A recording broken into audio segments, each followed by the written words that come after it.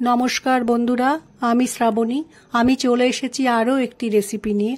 चलो रेसिपिटी ताहले एकबार देखे निই। आजकेर रेसिपि काঁচা কলার খোসা বাটা। এটি ভীষণ ইয়াম্মি একটি রেসিপি, গরম ভাতের সাথে খেতে বেশ ভালো লাগে। রেসিপিটি বানানোর জন্য কাঁচা কলা নিয়েছি। প্রথমে কাঁচা কলাগুলোকে একটা চাকুর সাহায্যে কেটে নিয়েছি।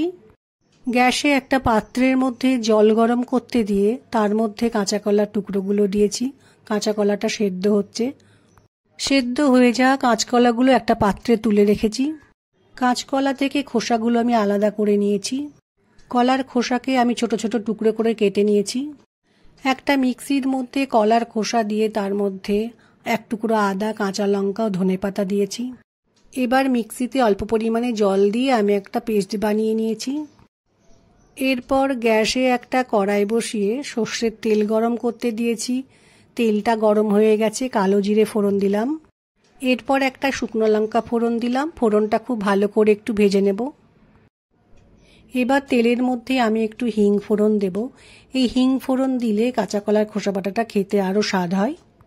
হিং ফোড়ন দিয়ে একটু ভেজে নেওয়ার পর কাঁচা কলার খোসা বাটাটা তেলের মধ্যে দিয়ে দিলাম।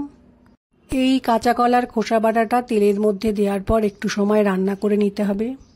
কিছুটা সময় রান্না করে নেওয়ার পর আমি এবার এক এক করে এর মধ্যে মশলা দিয়ে দেব। প্রথমে দিলাম পরিমাণ মতো নুন, এরপর দেব একটুখানি হলুদ গুঁড়ো, এবার দিলাম একটু চিনি, এরপর দিয়ে দেব ভাজা জিরে গুঁড়ো,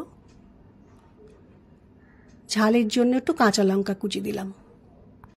একটা খুন্তির সাহায্যে সমস্ত মশলাকে কাঁচা কলার খোসা বাটার সাথে ভালো করে মিশিয়ে নেব। মশলাগুলো দিয়ে মিনিট খানেক রান্নাটা করে নেওয়ার পর একদম শেষে আমি এক চামচ লেবুর রস কাঁচা কলার খোসা বাটার মধ্যে দিলাম। এবার খুব ভালো করে লেবুর রসটা কাঁচা কলার খোসা বাটার সাথে মিশিয়ে নেব। কাঁচকলার খোসা বাটা আমার তৈরি হয়ে গেছে। এই রেসিপিটি যারা বানাওনি তারা একবার তৈরি করে দেখো, খেতে বেশ ভালো লাগে। আমার আজকের এই রেসিপিটি ভালো লাগলে লাইক, শেয়ার ও সাবস্ক্রাইব করো। ভিডিওটি দেখার জন্য ধন্যবাদ। ভিডিওটি আজ এখানেই শেষ করছি। ফিরে আসছি আরও একটি রেসিপি নিয়ে।